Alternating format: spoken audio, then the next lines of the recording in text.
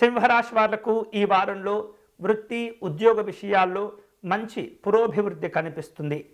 ఆర్థికపరమైనటువంటి లాభాలు కూడా పొందుతూ ఉంటారు.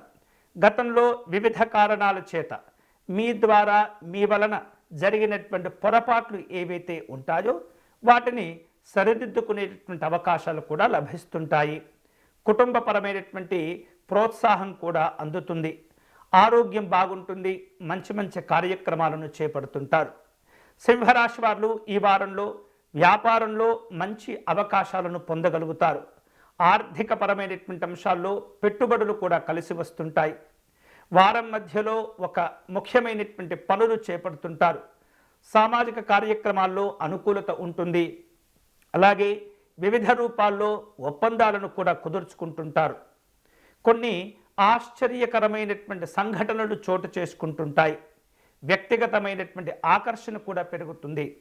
రాజకీయపరమైనటువంటి అంశాల్లో ఈ రాశి వారు గతం కంటే కాస్త చురుకుగా వ్యవహరించేటటువంటి ప్రయత్నం చేస్తుంటారు.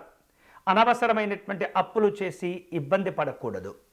ఈ వారంలో ఈ సింహరాశి వారు మరిన్ని శుభ ఫలితాలు పొందేందుకై శ్రీ సూర్యనారాయణ స్వామి వారిని పూజించటం మంచిది. వీలైతే కనుక మందార పుష్పాలు సేకరించి నవగ్రహ ఆలయంలో ఉన్నటువంటి సూర్యనారాయణ స్వామి వారికి అర్చన నిర్వహించండి. అలాగే సూర్యనారాయణ స్వామి దండకమును కూడా పారాయణం చేయండి.